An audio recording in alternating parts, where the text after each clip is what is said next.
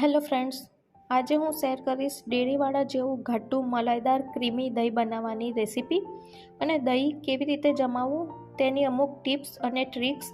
આપણે ઘરે જ્યારે દહીં જમાવતા હોઈએ છીએ ત્યારે તે ક્યારેક ચીકણું થઈ જાય છે અથવા બહાર ડેરીમાં મળે તેવું સરસ એવું જામતું નથી અને શિયાળામાં ખાસ દહીં જમાવવામાં પ્રોબ્લેમ આવે છે. તો હું અહીં અમુક ટિપ્સ અને ટ્રિક્સ શેર કરીશ જેનાથી તમારું દહીં જાડું, ક્રીમી અને મલાઈદાર બનશે અને સહેજ પણ ચીકણું નહીં બને.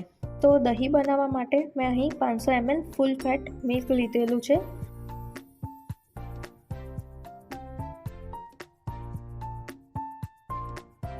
હવે ગેસની ફ્લેમ હાઈ કરીને તેમાં એક બોઇલ આવવા દેવાનો છે.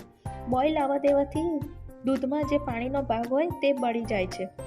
એક બોઇલ આવ્યા પછી દૂધને ચમચીથી સતત હલાવીને મીડિયમ ફ્લેમ ઉપર ઉકાળવા દેવાનું છે.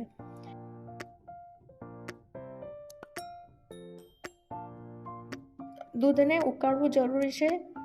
દૂધને ઉકાળવાથી જ દહીં સરસ મલાઈદાર, ઘાટું અને ક્રીમી બને છે.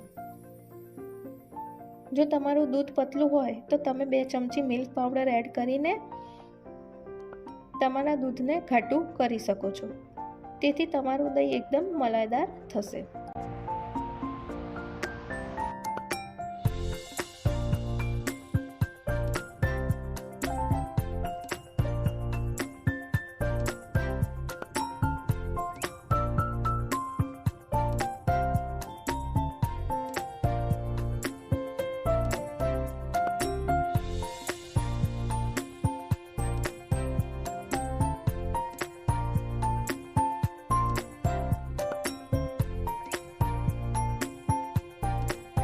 લગભગ 7 મિનિટ થઈ ગઈ છે અને મેં સરસ રીતે દૂધ ઉકાળી દીધું છે.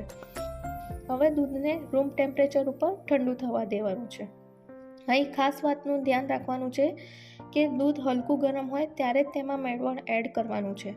મેળવણ બનાવવા માટે મેં અહીં 2 ચમચી દહીં અને 1 ચમચી દૂધ એડ કરીને એક મિશ્રણ તૈયાર કરી દીધેલું છે. હવે આ મેળવણને આપણે દૂધમાં એડ કરી દઈશું અને ચમચીની મદદથી સહેજ હલાવી દઈશું.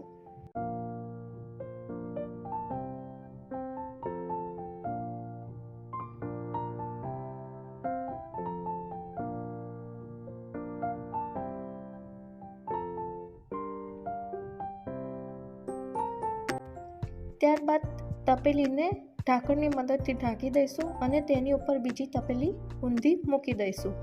તેથી તપેલીમાં રહેલું ટેમ્પરેચર જળવાઈ રહે.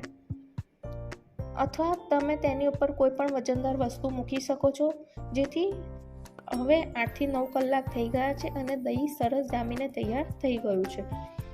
તમે જોઈ શકો છો કે સરસ ડેરીમાં મળે તેવું ઘાટું, ક્રીમી, મલાઈદાર દહીં તૈયાર છે અને દહીંની ઉપર સરસ એવી મલાઈ જામી છે. જો તમને મારી રેસીપી ગમતી હોય તો મારી ચેનલને લાઈક કરજો, શેર કરજો અને સબસ્ક્રાઈબ કરજો. Thank you.